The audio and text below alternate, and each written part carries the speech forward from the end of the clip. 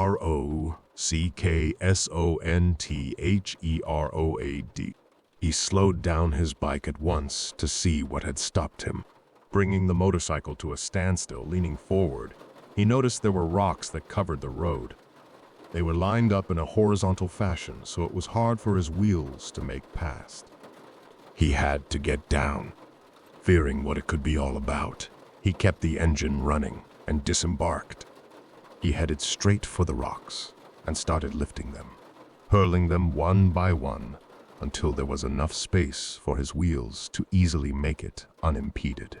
He then returned towards his bike, but the moment he touched the handle, the rear end lifted midair and began spinning.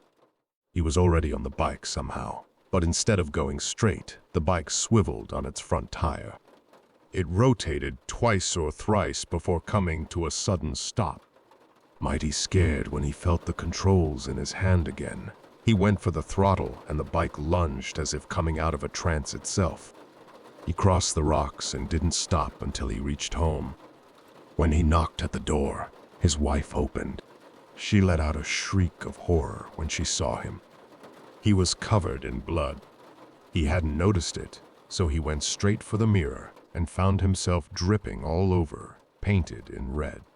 There were no major injuries, thankfully. He narrated the whole account to her, as his wife listened in stark amazement.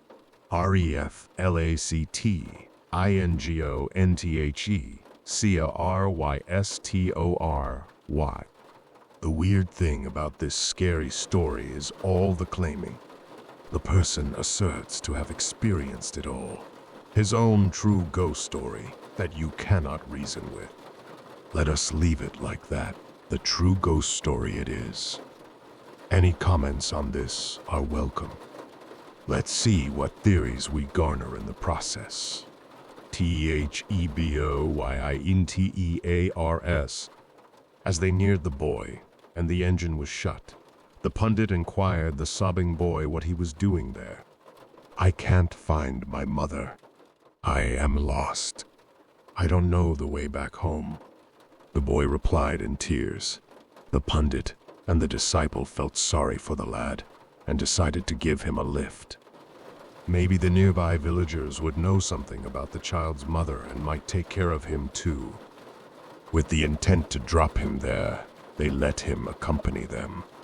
The disciple started his bike once again, and the pundit lifted the boy up and put him in between him and the driver.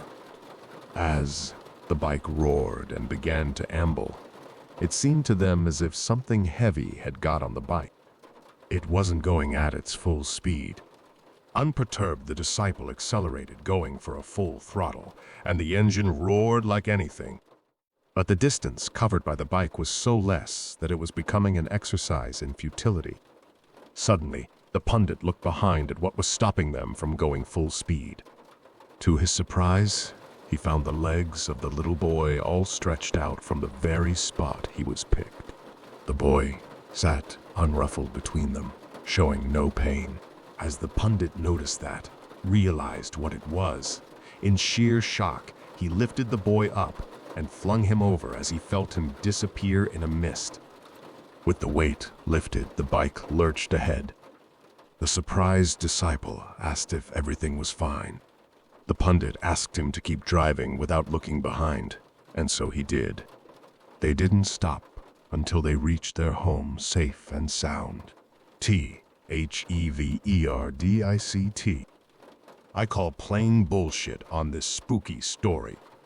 Though it had its moments of thrill, something like that seems too far-fetched and deliberately concocted to scare you. It is highly improbable. Maybe there was a tad horror in the fact that they found a sobbing child on a dark road, that their bike suddenly stopped moving due to the weight on it.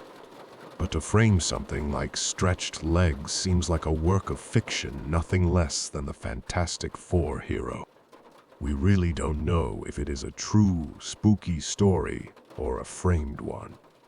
Given the place this is coming from, a religious head, I have no doubt it was made to scare you so that you, not for a minute, stop believing in evil.